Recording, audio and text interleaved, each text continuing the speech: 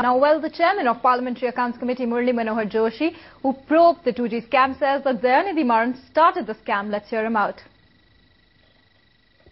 सबसे पहले तो मारन ने ही शुरुआत की थी जब वो मंत्री थे इस विभाग के कि जो टर्म्स ऑफ रेफरेंस बनाए जा रहे थे स्पेक्ट्रम की डिस्ट्रीब्यूशन और प्राइसिंग के, उसमें बदलाव उन्होंने कराया और स्पेक्ट्रम की कीमत का जो सबसे पहला मुख्य मुद्दा था उसको उन्होंने अलग करवाया।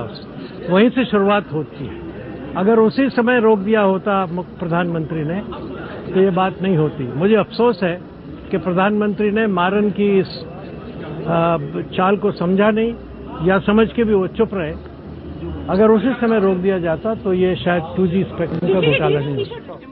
And well, Gauri Dwivedi now joins us for more on this bit of news. Gauri, why exactly is Murli Manohar Joshi saying this, and what should one be reading into it?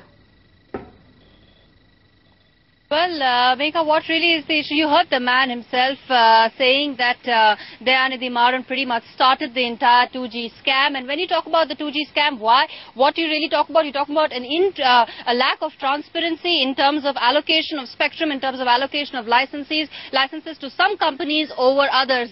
He has said that spectrum pricing, which is the crux of the entire issue, was taken out of the ambit of the GOM and was actually brought within the ambit of DOT was the final authority in terms of spectrum pricing, and that was done under Maran's tenure as telecom minister. And of course, he is the chairman of the PAC. PAC has examined the 2G issue. So, of course, when he says that Maran was pretty much responsible for the spectrum scam, that's a very important voice really coming in, and the noises around Dayanidhi Maran's decisions while he was the telecom minister just grows louder, and the fact that he made some opaque decisions and favored some companies. I mean, talking about some companies, we're talking about Aircel, which was not getting spectrum for a year and a half, but the moment it signed and struck the deal with the Malaysian telecom company Maxis, all its pending licenses and spectrum got cleared within weeks, again under the tenure of Dayanidhi Maran.